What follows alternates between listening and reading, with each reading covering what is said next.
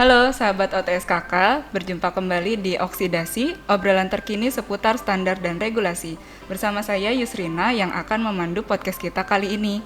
Nah, di Oksidasi episode 5 ini, kita akan membahas seputar registrasi produk suplemen kesehatan untuk mendapatkan izin edar dari Badan POM.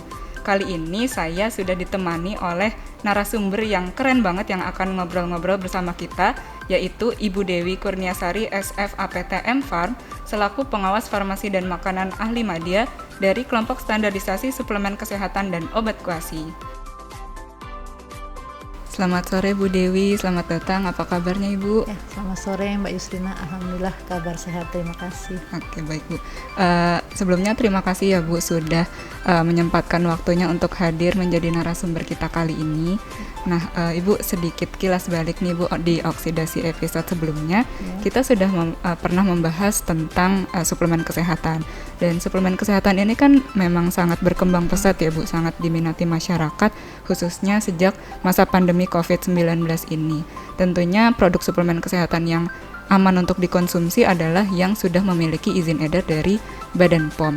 Nah, sebetulnya bagaimana sih Bu prosesnya suatu produk suplemen kesehatan itu hingga bisa memperoleh izin edar dari Badan POM? Ya, baik, terima kasih Mbak Yusrina. Untuk suatu produk suplemen kesehatan mendapatkan izin edar ini dimulai dari adanya proses evaluasi pre-market yang dilakukan oleh Badan POM, yaitu melalui mekanisme registrasi, di mana beberapa aspek yang akan dievaluasi ini terkait dengan keamanan, kemanfaatan, mutu, dan juga penandaan, serta ada juga dokumen administrasi lainnya, mulai dari identitas perusahaan, izin dan sertifikasinya, kemudian juga identitas dan formula produk yang akan didaftarkan, ada klaim kegunaan dan aturan pakai yang juga akan diajukan, juga terkait dengan hasil uji toksisitas, uji klinik, uji stabilitas, kemudian juga ada analisis bahan baku dan produk jadi, hingga spesifikasi dan desain kemasannya. Semua itu akan dievaluasi pada saat registrasi.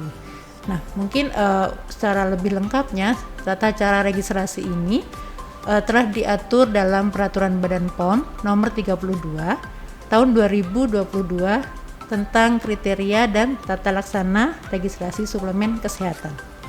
Oke, baik Bu. Berarti bisa dibilang untuk mendapatkan izin edar itu suatu produk suplemen kesehatan harus didaftarkan dulu ya Bu, atau diregistrasikan ke Badan POM. Kemudian nanti oleh Badan POM akan dievaluasi apakah sudah memenuhi persyaratan keamanan, manfaat, mutu, dan juga penandaan ya Bu. Ya, betul. Nah, siapa saja sih Bu yang boleh mendaftarkan produk atau meregistrasikan produk suplemen kesehatan ini? Apakah mungkin usaha perorangan juga boleh mendaftar Bu? Ya.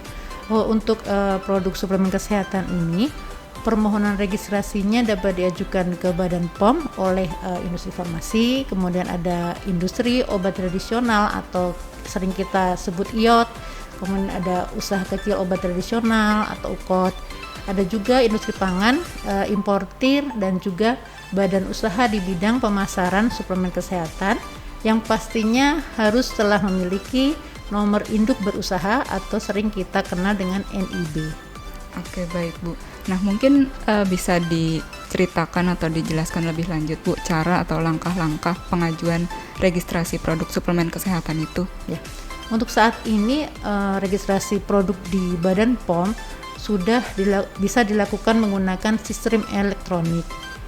Jadi pihak yang mau mendaftarkan produknya itu pertama-tama harus melakukan pendaftaran akun melalui sistem registrasi tersebut. Kemudian untuk komoditi suplemen kesehatan sendiri, pendaftaran akun bisa dilakukan melalui e-registrasi produk obat tradisional dan suplemen kesehatan atau kita kenal sebagai ASROD, yang bisa diakses melalui link ke asrod.pom.go.id. Nah, dari sistem itu nanti pendaftar akan diminta mengunggah dokumen-dokumen yang diperlukan, dan mungkin ada beberapa dokumen yang masih diperlukan dalam bentuk hard copy-nya. Nah, untuk dokumennya mungkin akan ada perbedaan satu pendaftar satu dengan yang lain, itu tergantung dari jenis registrasinya. Oke Bu, berarti registrasinya itu sendiri ada jenis-jenisnya juga ya Bu? Iya, betul. Ya, jadi untuk registrasi ini ada beberapa jenisnya, yaitu ada registrasi baru, kemudian ada registrasi ulang, dan juga registrasi variasi. Untuk registrasi baru ini dilakukan untuk produk baru yang memang belum mempunyai nomor izin edar. Untuk tahapannya akan melalui dua tahapan, yaitu pra-registrasi dan tahap registrasi, di mana tahap pra-registrasi ini nanti akan dilakukan pemeriksaan dan penilaian dokumen administrasi dan data formula produknya. Kemudian jika dari hasil evaluasi pra-registrasi itu diterima, maka nanti akan ditetapkan biaya yang harus dibayarkan oleh pendaftar. Kemudian nanti pendaftar baru bisa melanjutkan ke tahap registrasi. Kemudian untuk tahap registrasi sendiri itu nanti akan dilakukan evaluasi lebih lanjut terhadap keamanan, dokumen keamanan, kemanfaatan, mutu, dan juga dokumen penandaan dari produk suplemen kesehatan. Nah, jika nanti hasil evaluasinya juga sudah dinyatakan lengkap dan memenuhi persyaratan, maka Badan POM akan mengeluarkan nomor izin edar untuk produk tersebut. Jika produknya sudah habis ya NIN-nya, artinya pendaftar harus melakukan registrasi ulang seperti itu. Oke Bu, jadi coba kita rangkum sedikit. Mungkin untuk registrasi baru itu tadi adalah untuk produk yang memang belum punya izin edar ya Bu. Kemudian nanti jika sudah dapat nomor izin edar, kemudian masa berlakunya habis, itu bisa diperpanjang melalui registrasi ulang ya Bu. Nah, kalau yang registrasi variasi itu tadi apa Bu? Oh iya, untuk registrasi variasi ini dilakukan untuk produk yang sudah memiliki izin edar.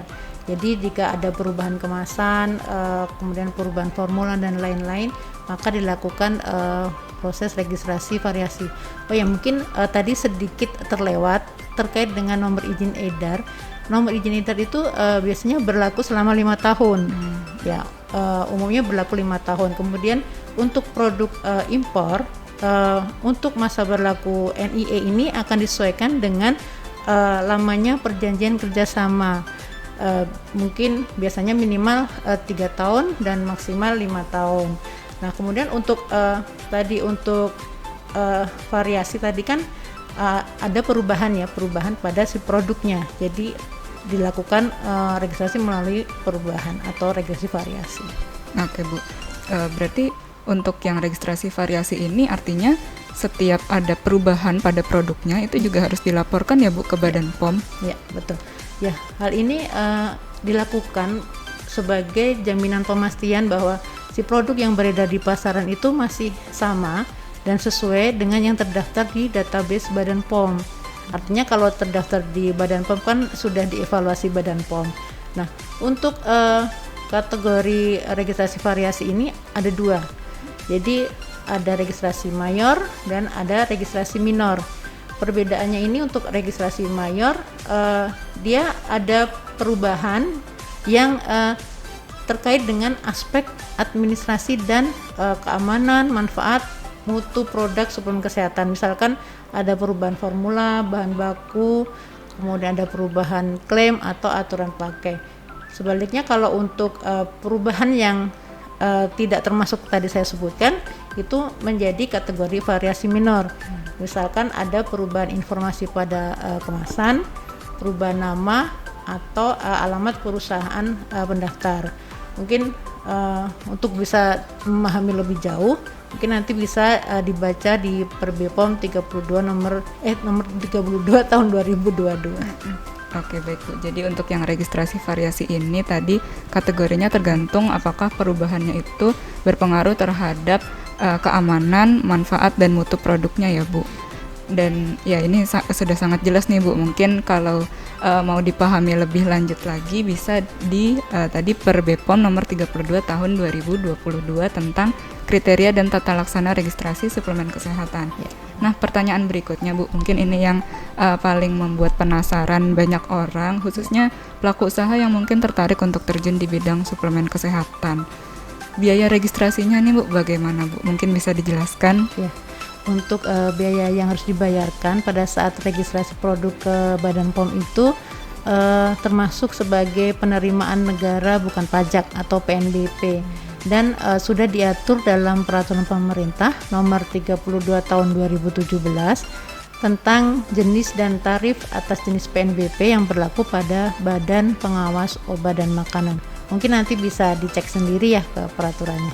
Oke, baik Bu. Jadi buat sahabat OTSKK yang penasaran nih terkait biaya atau tarif yang harus dibayarkan untuk registrasi produk suplemen kesehatan, itu bisa dicari tahu sendiri ya. Tadi sudah diatur di peraturan pemerintah nomor 32 tahun 2017, dan di situ tidak hanya suplemen kesehatan ya Bu, tapi semua produk yang diawasi oleh BPOM juga diatur di situ ya. Betul. Nah, tidak terasa nih Bu, kita sudah hampir sampai di penghujung oksidasi episode kali ini.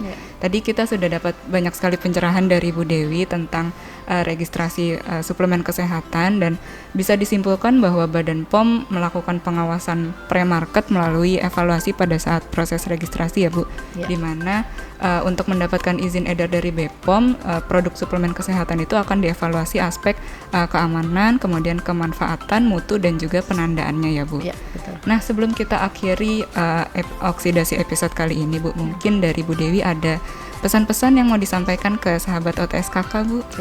Mungkin untuk sahabat OTSKK, saya kembali mengingatkan untuk sebelum membeli atau mengkonsumsi suplemen kesehatan, jangan lupa untuk selalu cek kemasan, label, izin edar, dan kadaluarsa. Dan tidak kalah penting adalah gunakan sesuai petunjuk penggunaannya. Oke, baik Bu. Jadi jangan lupa ya pesannya itu tadi untuk selalu cek, yaitu cek kemasan, label, izin edar, dan juga kadaluarsa, serta gunakan produknya sesuai dengan petunjuk penggunaannya ya Bu. Nah, Bu Dewi, terima kasih banyak Ibu atas kesediaan Ibu untuk hadir sebagai narasumber dan berbincang-bincang dengan kita tadi. Semoga apa yang kita perbincangkan tadi bermanfaat ya Bu, dan semoga Ibu sehat selalu Bu. Terima kasih Ibu. Terima kasih. Nah, sahabat OTSKK, itu tadi oksidasi episode kali ini. Semoga bincang-bincang kita tadi bisa menambah pengetahuan kita tentang bagaimana proses registrasi produk suplemen kesehatan hingga mendapat izin edar dari Badan POM. Akhir kata, saya Yusrina pamit undur diri dan nantikan oksidasi episode berikutnya.